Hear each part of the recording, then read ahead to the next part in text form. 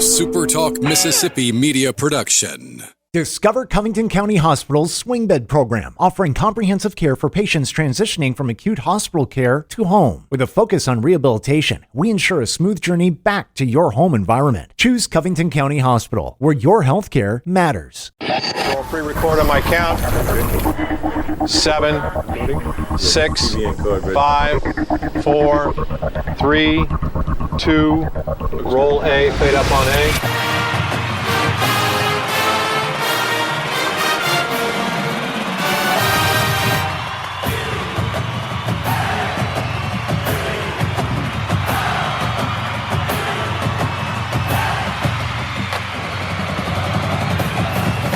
Southern Miss to the top.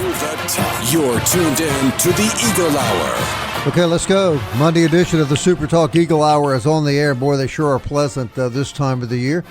We're broadcasting from the Southern Bancorp studio here in cloudy Oak Grove, Mississippi, and the opening segment of our show today is going to be sponsored by Movie Star Restaurant, where for 25 years they've been serving up the best Southern cooking buffet you'll find anywhere in the Pine Belt or the state of Mississippi, for that matter. Monday through Friday, 11 a.m. till 2 p.m., Friday nights from 5 till 8, and on Sundays from 11 to 2. 25 years of serving up excellent food, and I've never had a bad experience. I don't think you will either. Movie Star Restaurant. Another great week for the Golden Eagles. They go 3-0 and sweep another weekend series. They bolt up to number 8 in this one's D1 baseball poll, up 4 spots. They're also number 8 in Baseball America, up 4 spots. RPI, DEMA, the last I saw was 9. Still there? Yep. All right, so great numbers. One weekend left to play. Coach Christian Ostrander joins us every Monday. Coach, I want to get to a general question first today. And as always, thank you, sir, for being on the show every Monday. I want to take you back to March 20th through April the 12th. The baseball team plays 15 games and they go 8-7. Fast forward April 13th through today, the next 15 games, the team is 12-3. What's the difference, Coach? I just think it's confidence, gotten their confidence back, gotten their swagger back, and not arrogant swagger, but just a belief in each other, belief in themselves of, getting off a bus or walking out of the locker room truly expecting to win. And in a sport like we play, it's long. We play a lot of games. Every team's going to have some stretches where it just kind of you lose your way a little bit, and it's hard to get back on that track. And but it's part of it, and that's part of the preparation. You always try to prepare these young men for the storms that come. And we were in one a little longer than we wanted to, but they weathered it, and I think have come out on the other side. You find yourself now just one game out of first place with 3 games left, as Coastal surprisingly has beaten 2 out of 3 this weekend. So you have locked first or second place in the upcoming tournament. But there's got to be some frustration that you're not going to get a shot at Coastal Carolina, Coach. Yeah, it is. I mean, we would love to. That would be, if one of these last 2 weekends that we're playing a team from the East, if it was Coastal this past weekend or Coastal this weekend, that's good for everybody. But it's not. We can't control that, and so you move on and you try to go win the games against opponents that you are going to play. We've seen this in basketball before, Coach. But would there be any potential of making the final weekend kind of like a hybrid weekend? I mean, I know scheduling or travel would be very hard, but where the 1 and 2 in standings play, 3 and 4, so on and so forth. Man, that's out of my pay grade. I couldn't tell you. That's something with the league. Would I be for it? Sure. I think just anything to strengthen RPIs is extremely valuable and important for the league. Was there ever, if you look back on this season, Coach Ostrander, if there's in the 2 time periods that Bob was talking about, in the current time period, has there been any 1 or 2 things that you kind of think to yourself, we really kind of made the turn with those moves that we made? They really seem to work out well.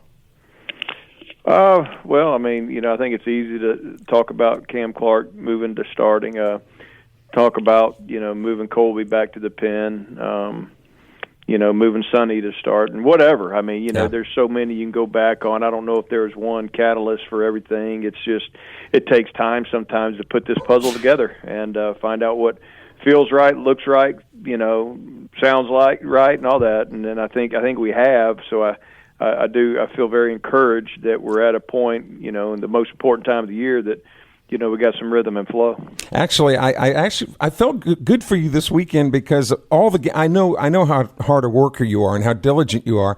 But Saturday and Sunday were probably the first two games all year where I thought, well, good for Coach Oz. He can kick back just a little and let his guys do what they do. I kind of got that feeling. I bet he didn't kick back much. No, that's not my vocabulary, I promise you, when we're playing a game. So it's because it can get away from you real quick. I mean, it's, so baseball's a crazy game, so you better respect it. Well, Coach, you start out Friday, and Dave and I were kind of laughing about it before the show. You're down 2-5.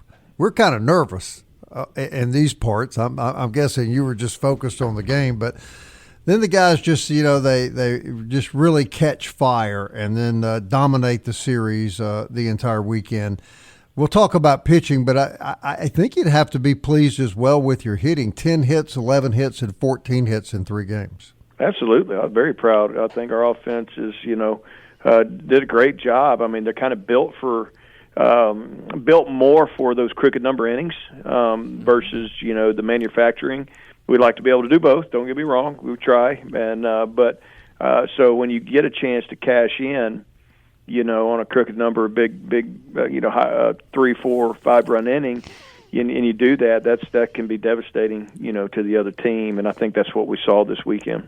Yeah, I was just about to ask you about those crooked numbers, Oz, and I think it was off the top of my head just 3 home runs all weekend, which obviously isn't anything bad because you were still gaining so many runs, and that's something that one of the criticisms of the team is that you guys depend on the long ball. But I mean, this weekend you proved that you can score a lot of runs without it. Yeah, it did. It's a big part. I mean, huge gap. So I mean, it's a double paradise, and but able to drive the ball out of the park at some key moments is what I recall. I think they were a couple 3-run homers, a grand slam, or whatever. So that's huge. And but then we got some really good balls in the gap with some runners on too or some doubles that scored a bulk of runs. So yeah, there's more than one way to score, and but you are what you are. Your identity as a team is, it is what it is, and if we just tried to do nothing but steal bases and bunt, we're probably not going to win a lot of games. Right. So you just got to play your hand. It seems like the bottom of the lineup is definitely contributing more. When Bob was talking about kind of the difference between the 8-7 versus 12-3 now, it seems like the bottom of the lineup between your Higdons, your Stockmans, your Longs, those players, real big for you this weekend. Yeah, definitely getting the production down there. Yep. That makes it. I mean, those first 6 or 6 or 7, whatever, are as advertised. But then now you add 8 and 9 that's also contributing and getting on when you turn it back over. It's very it makes it tough. We're gonna if we can continue that, I think we'll have a chance to generate plenty of runs and some offense. And Coach, it looks like to me too a great move is what you're doing with Barrett and Long now, and you're DHing one, playing the other one at third base. That's getting you 2 really good athletes on the field. Yeah, it's just kind of the matchup and just what the style is, and that was a team that this weekend that a lot of heavy in the running game and bunting and and ground balls, just a premium of being able to play, pretty good defense. So, I think we played Dre there once and tied twice over there. And it's good to have options and to get creative with, the lineup, stuff like that. Yeah, and kudos to the catchers because the announcers yesterday were kind of bemoaning the fact that James Madison had so much success running all year long, and that every attempt they made, you guys threw them out. So kudos to your 2 catchers too. Well, we take pride in that. We got catchers that can really throw, but they have to have pitchers that mix well and mix up their holds and their looks and timing and stuff and get it to them quick. And we work our tails off on that. And Coach Alege does with these pitchers, and because it's a standard that if you want to pitch, you better be able to control the running game. It's not just throwing strikes; it's that too. So, but yeah, hats off. Catcher did a great job. Just really, shut them down with that. And shout out Tucker Stockman for taking that one yesterday. I mean, if that were me, that would have been rolling on the floor, by the way, for those who know what I'm talking about. Oh, yeah, that made me hurt. Yeah, I had to get up and walk around the house a little bit. And what a play he made Friday night behind first base. When Coach, I know that put a smile on your face when the catcher picks off the runner at first base. All right, I'm trying to remember which one this is. Is that when Higdon threw behind him? Yes. Yes, right. Okay, yeah, right. Our shotgun play. Yeah, so that's something we work on. We've spent a lot of time with that, and we've done it a couple times this year. And that, to me, I don't know if that was coincidental. Once that play's done and the inning's over, we come in and I think we put up a big inning. Yeah. So momentum can be swung different ways, but great job by Higgy and Tucker hustling as he always does, being where he's supposed to be. Well, when we come back, I do want to ask Coach about Higdon. It's kind of deja vu again. He seems to be really scorching it up, Kelly, here at the end of the year. Ben Higdon looks like he's going to be a force down the stretch again. And I asked a question of Coach midway during the season about pitching matchups with the Eagles as the hitters, and he gave me a really poignant answer. I'm going to re-ask that question, see if he still feels the way that he did mid-season. That's Christian Ostrander on the SuperTalk Eagle Hour. The high-flying Gold Eagles, 8 in this week's D1 poll, 8 in Baseball America. And what's that RPI again, Dima? 9. That's pretty good. Number 1 in our hearts, too. Well, no question about that.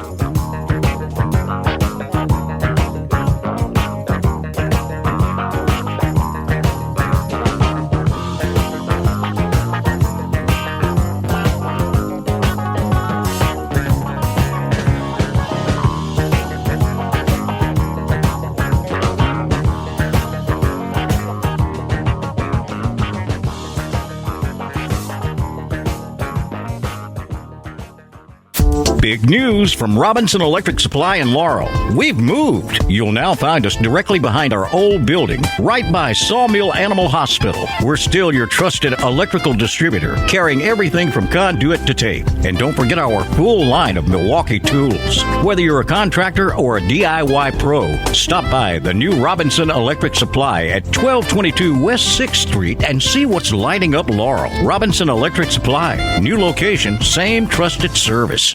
Southern Miss to the top. To the top. You're tuned in to the Eagle Hour. All right, this segment of the show is sponsored by Eagle Tire West. Matt Warren's happy today. He's a former Golden Eagle pitcher. He runs Eagle Tire West, and he invites you to see him for premium Goodyear products in any tire brand that you need for your truck or your car.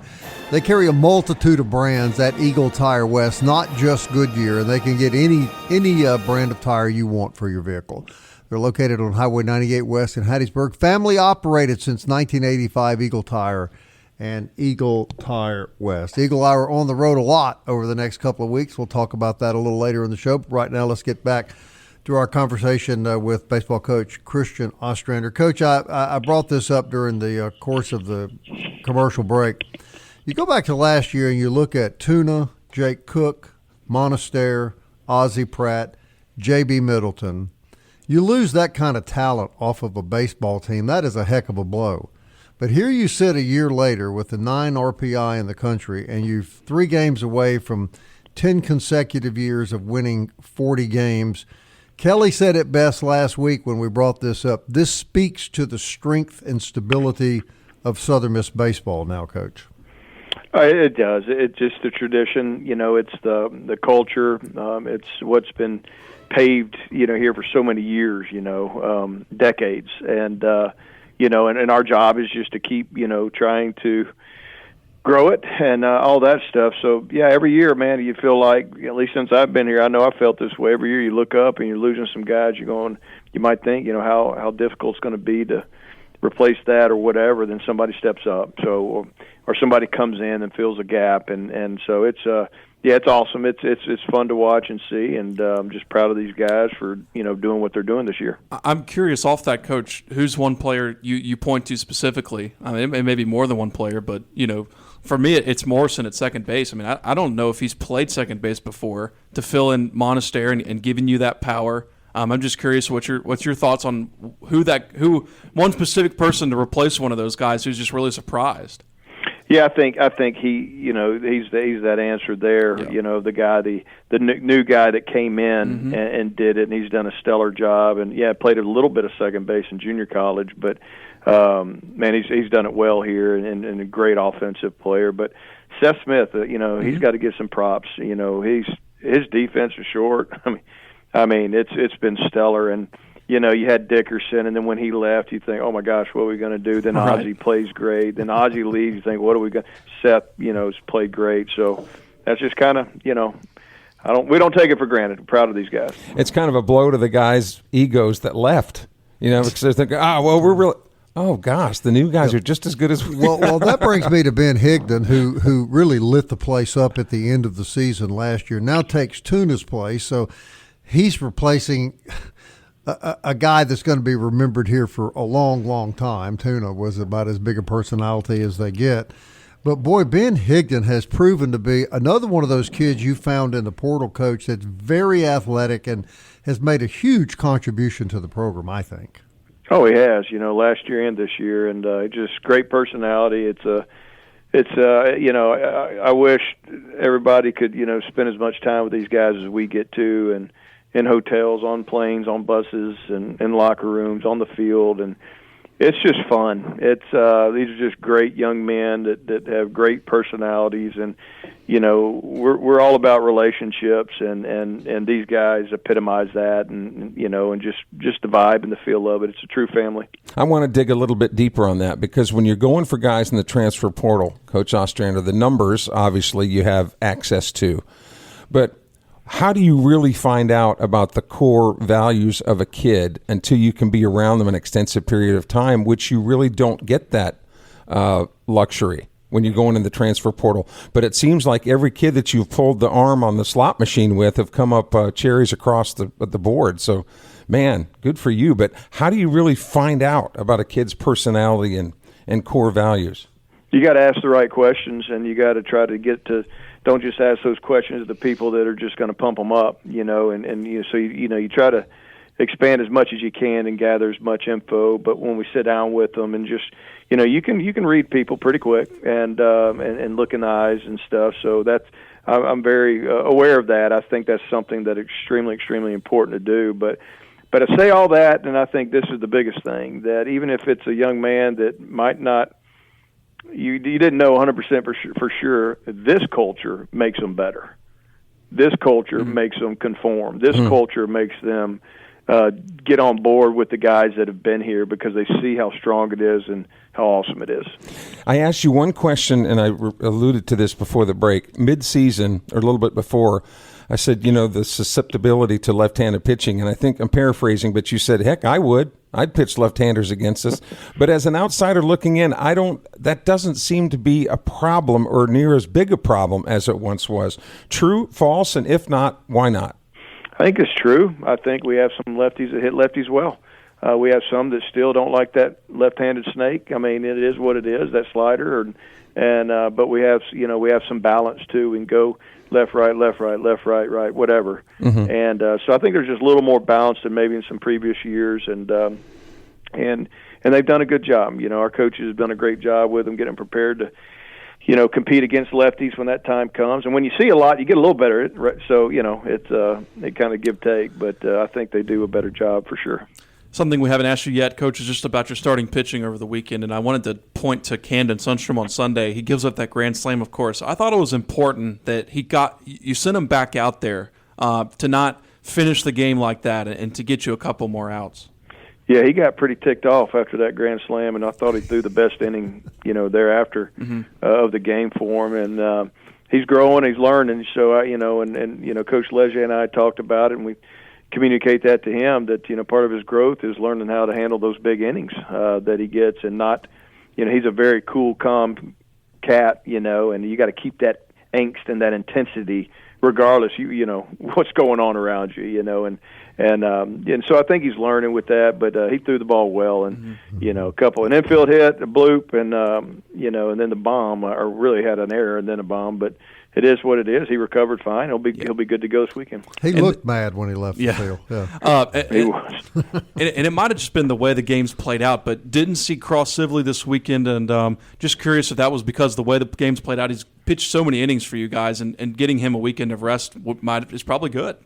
Yeah, it was the way it played out, and the fact that the splits on that opposing team, they hit like 295 against lefties and 260 against righties. So, you look at there's a lot of things you look at, and that's just their approach and their style's more conducive, to facing lefties and stuff. You kind of saw that against Graydon. I thought they had a great approach against him. So, so it's great to have. If you don't have to go to them, you got other guys who can get it done. All right, Coach, 3 more games, home games against a team that's not doing very well. I think in the dead last spot in the league. Biggest head scratcher in the league, in my opinion. How do you keep your guys, attention focused on a team that on paper you look at it and you would think you'll beat them 3 times easily? Man, really the same way we've done it, from day one. Just talk about us and what we can do and what we can control, and that's playing the best game we can. And not who cares who's in the other dugout? Who cares what the paper says? Because they can. This team's beat Clemson. These teams beat Coastal Carolina. So they can beat us too. Really? I promise you, if we don't show up. Georgia Southern has beaten Clemson? Yes. Coach, senior weekend at the Pete. That's something that I wanted to get your thoughts on. Several seniors, Russo, Higdon, Urban, Morrison, so many guys for their final weekend at the Pete. In the regular season, we should point that out, in the regular season, final weekend at the Pete, but has to be kind of a bittersweet moment for them. Oh, my gosh. It's going to be very emotional. Yep. It's going to be emotional on us. It's going to be emotional on them. There's guys that, you just seen them grow up here, man. You've seen the Colby Allens and the Russos that came here, and Cross Sibley's 4 or 5 years ago, and just watch them turn into such great players and just great people. And so it's special. It's special, and it should be a motivator too for all of us. And send them out on a good note. I guess from a coach's standpoint, last question, Coach Oz, that's kind of hard on you too, right? Because these almost become like your kids. Oh man, there's no doubt I'll have some tears shed. I mean, it's how it's supposed to be, man. That means the relationships are real, and that's what it's all about. Yeah, we've talked before about how kids might not know who their high school algebra teacher was, or who their coach was. They know who their coaches are. No, that's for sure. Coach Ostrander, you're doing an incredible job. You don't need to hear that from us. I mean, everybody knows that, as well as your staff. And congratulations, you got the baseball team right where everybody hoped they would be at the end of the year, and we look forward to a great regular season finale this Thursday, Friday, and Saturday. Well, I appreciate that, and I hope everybody shows up, man, and makes this place rowdy. And if it is the last game for these seniors at this park, that we send them off well. Thank you very much, Coach. All right, thank you. Coach Christian Ostrander, everybody. Guys, it's not going to be the last weekend at the park. I asked him about that off the air. He's not going there. He's not going to talk about hosting a regional, but I think we can, and we think it's going to happen, don't we, Dima? Yeah, it's pretty much a lock. I would be very, very surprised if it didn't happen. We'll be right back.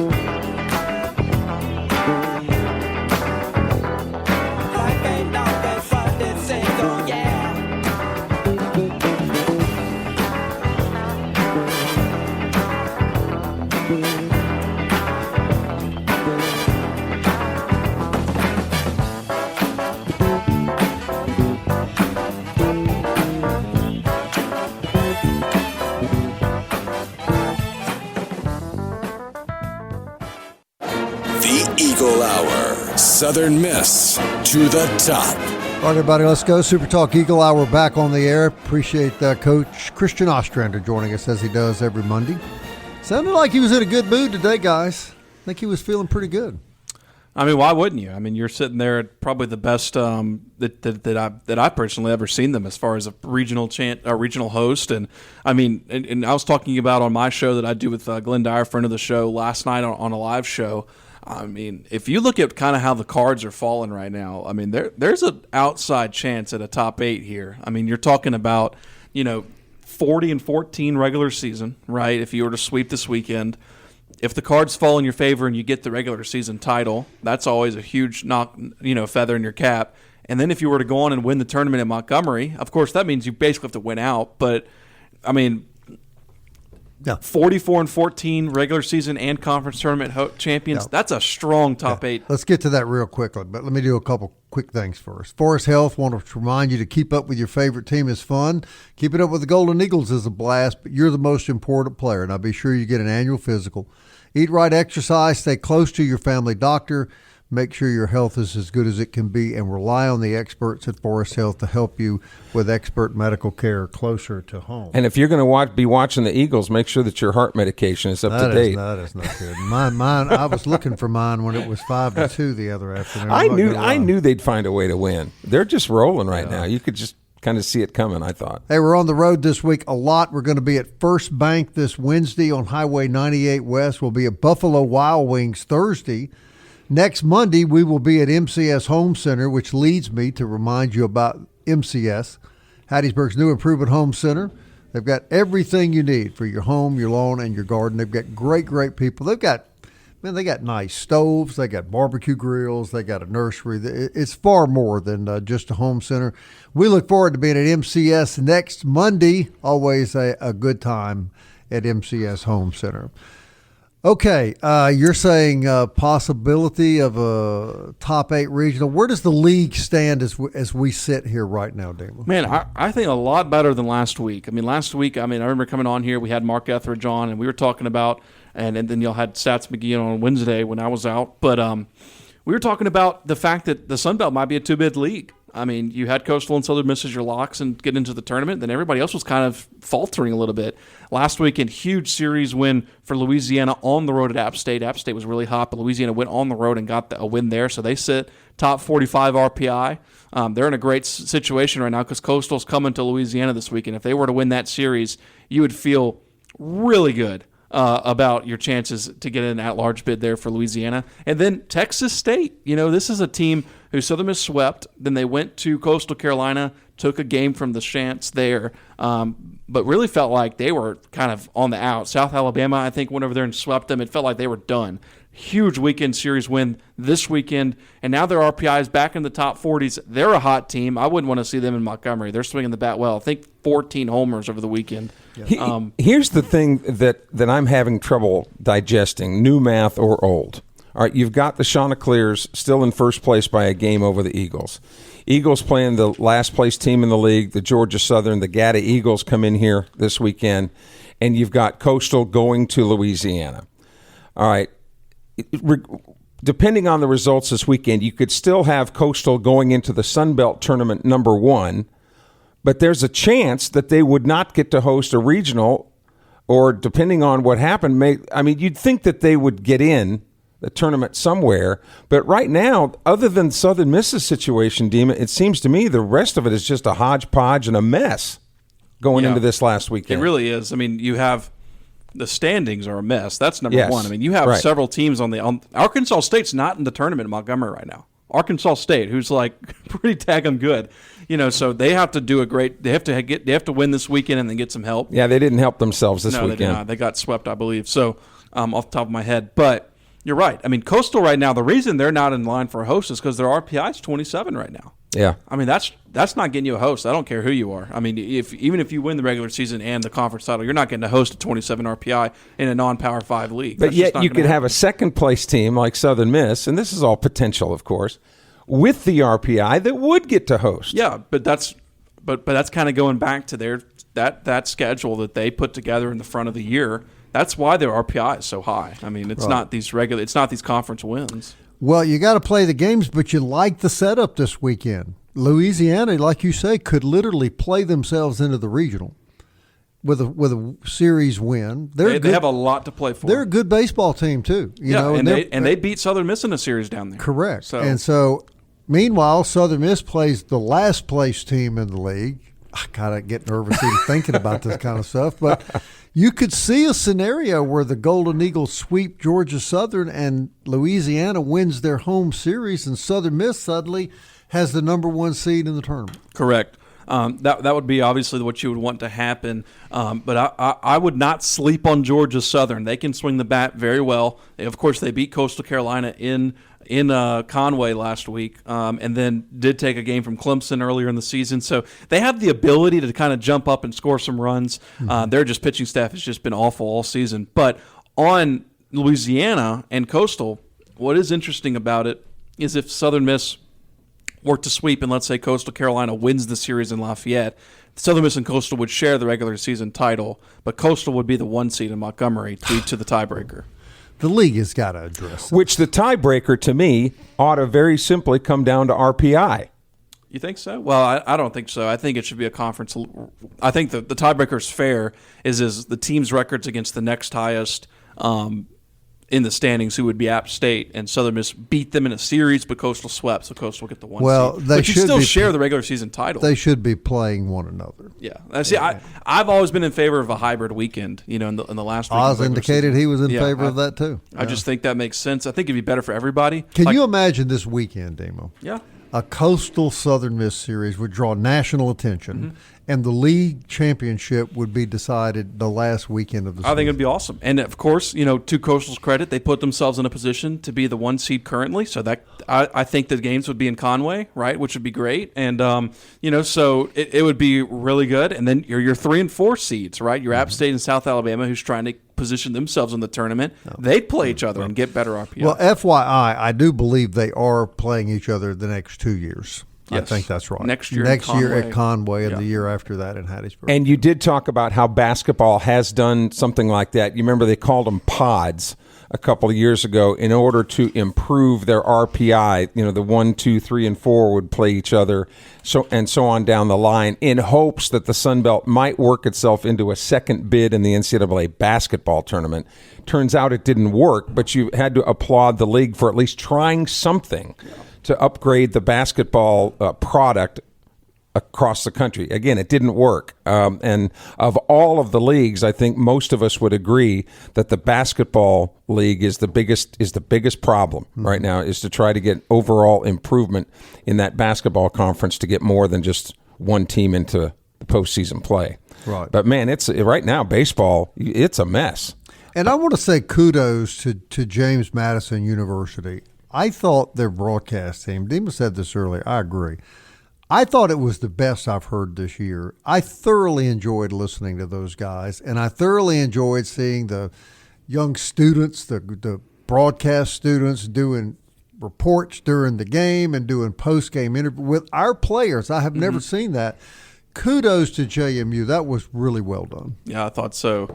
It was definitely the best away broadcast that I've seen all season for sure. I'll tell you what my outward thoughts on JMU is. There is no reason. And look, I'm not taking anything away from our team. Our Southern Miss team is great. But James Madison's overall body of work this year, when you take into account football, basketball. I mean, look at their 2 football coaches. One is just that have left over the past 2 or 3 years. Yes. One just won a natty, right, at Indiana, and Bob Chesney just left to go to UCLA. So, I mean, they're cranking out good football coaches. Their basketball teams are competitive. That baseball team, there's no reason to be a school held in that high regard and to have those kind of resources and not be able to put them. Now, I don't know what their injury situation is, so you take that with a grain of salt, but there's no reason that James Madison should be that bad. Not a very good facility either, it didn't appear to me. Certainly not. No, I mean, it's the Taj Mahal compared to Georgia State, but I mean, overall, not. Well, it's actually a college ballpark as opposed to a little league one. Not even a little league one. The old VFW field that no one uses anymore. That would be Georgia State. Yeah, and I'm just surprised that James Madison isn't. I don't know. Baseball wise, they need to tighten up. Well, they did a first class job in broadcasting the game for all of us to see. So kudos. Yeah, I'm saying just about every product that they have is top notch, except for the team that they. The baseball team is not Jamestown Madison. That's just going to be football. That's like calling the defensive team here the Nasty Bunch. Some things you just don't do, Kelly. Right. And you would think that that they're going to address this in the offseason. And again, by no means am I taking anything away from our Eagles team because they're really good. Do we have to play them in football? Yes, this year. Oh, well. They'll get their payback. And just so that you remember, Bob, football season comes after baseball. Yes, I know, yes. Okay, you have remembered that. Okay. And after basketball starts, too, right? Well, that's next week, I think. We'll be right back.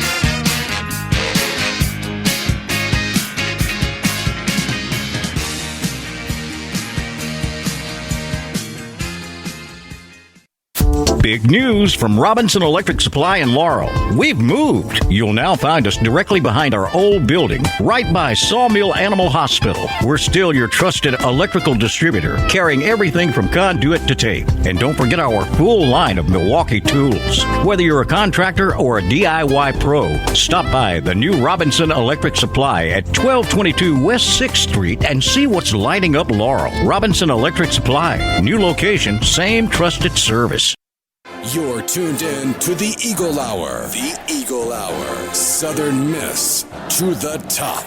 All right, a lot of baseball coming up Thursday, Friday, and Saturday. If you wanted to cater a game, Kelly, and you really wanted to make everybody at your party happy, where would you go? Simple, pimple, easy peasy. Yeah? I would go to our favorite barbecue. Dickey's Barbecue. Right next to Turtle Creek Mall in Hattiesburg. Dickey's, that's really one of their very good specialties. Is they like to cater events, let's put it that way. Yeah, small groups are big, and of course, it's barbecue is excellent, but what I especially like about Dickey's is the different choices you get side items. Lots of times it's just coleslaw or beans or something like that, but right. Dickey's, they've got a lot of choices for you, like macaroni and cheese for the kids. Because sometimes kids don't like barbecue. They make really good potato casserole, really good. And you like the spinach. I do. The cream spinach is really good. Yeah. Does it make you like Popeye, make you strong? Demon's probably too young to know who Popeye is. Yeah, I don't know who that is. There we go. You really don't? Mm-mm. No. He was the first cousin of Hank Williams. Which is why he wouldn't know him, right? All right. Also, if you've got some gold or silver laying around the house, and who doesn't?